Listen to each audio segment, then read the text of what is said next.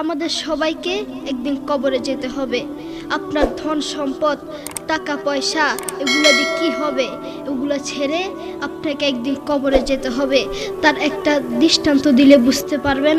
অস্ট্রেলিয়ার একজন যুবক যার নাম আলী বানাত, এখন নেটে সার্চ দেন ALI আলী BANAT বানাত। তিনি একদিন চা খাচ্ছিলেন। চা খাওয়ার সময় জিহ্বা একটা ফুসকা উঠেছিল। ডাক্তার দেখায় ভালো হয় না, ডাক্তার দেখায় ভালো হয় না।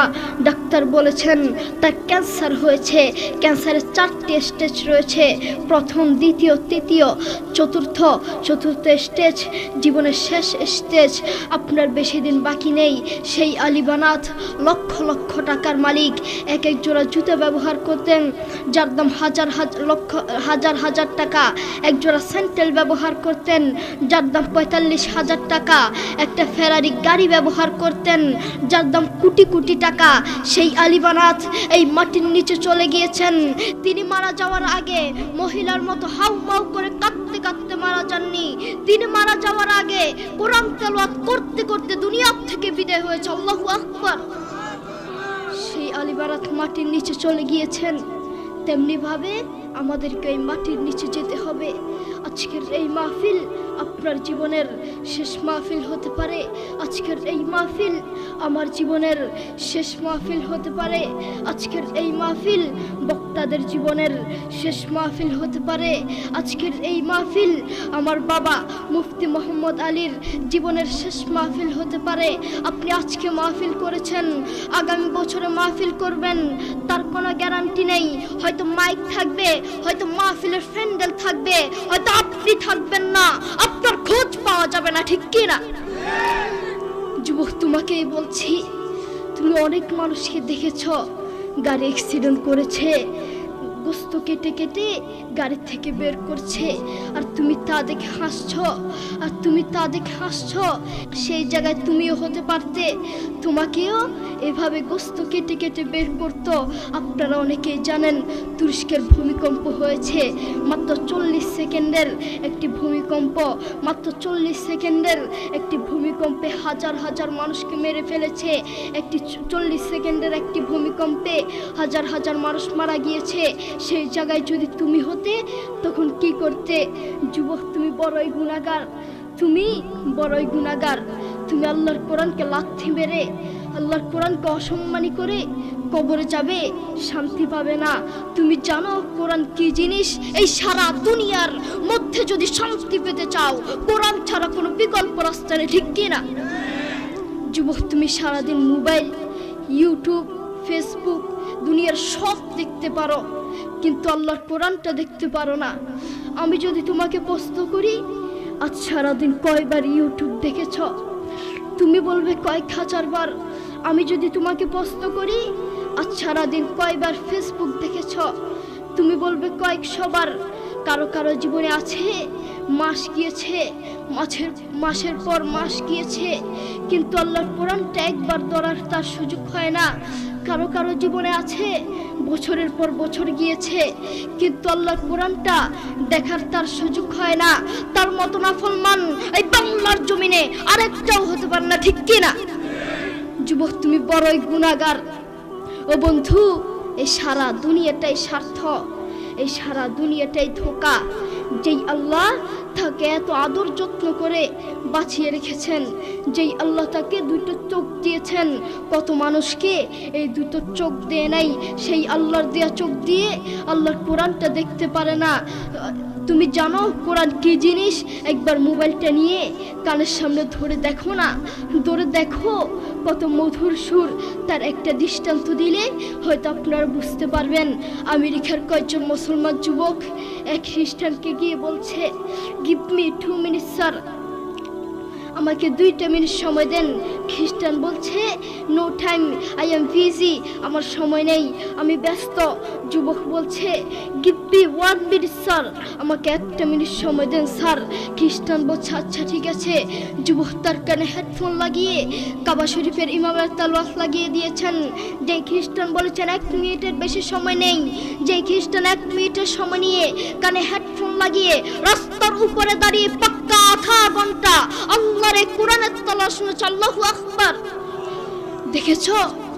দেখেছো কত মধুর সুর। সেই কোরআনকে তুমি লাথি মারছ, অসম্মানী করছো। আল্লাহ তাআলা কোরআনে বলেন, ওয়ামাল হায়াতুদ দুনিয়া ইল্লা মাতাউল গুরুর। এই সারা দুনিয়াটাই স্বার্থ, এই সারা দুনিয়াটাই ধোঁকা, সারা পৃথিবীটাই ধোঁকা। বউ বলেন, সন্তান বলেন, যতদিন ক্যারিয়ার আছে ততদিন বউয়ের ভালোবাসা, যতদিন ক্যারিয়ার আছে ততদিন সন্তানের ভালোবাসা, যতদিন ক্যারিয়ার আছে ততদিন শ্বশুর শাশুড়ির ভালোবাসা। আর ক্যারিয়ার ধ্বংস, কাছের বন্ধু শত্রু হয়ে যাবে, ঠিক কিনা? তাদের মধ্যে কোরআনের কোনো শিক্ষা নেই, তাদের মধ্যে আছে স্বার্থ আর স্বার্থ, তাদের মধ্যে শুধু স্বার্থ আর স্বার্থ। এই সমাজের কিছু অমুসলিমরাই কোরআনের বিরুদ্ধে লাগে, এই সমাজের কিছু অমুসলিমের বাচ্চারাই, নাস্তিকরাই কোরআনকে লাথি মারে, ঠিক কিনা? অমুসলিমরাই কোরআনকে লাথি মারে। আপনি বাপ, আপনার ছেলের খোঁজ নিয়ে দেখেন, আপনার ছেলে ব্রাজিলের জন্য দোয়া করে। আপনি বাপ, বাসায় গিয়ে খোঁজ নিয়ে দেখেন, আপনার ছেলে আর্জেন্টিনার জন্য দোয়া করে। আসার সময় দেখলাম এক পাগলা দোয়ার আয়োজন করছে। এক সাংবাদিক তাকে জিজ্ঞেস করলো, ভাই আপনি কার জন্য দোয়ার আয়োজন করছেন? লোকটি বলল, নেইমার অসুস্থ, তার জন্য দোয়ার আয়োজন করছি।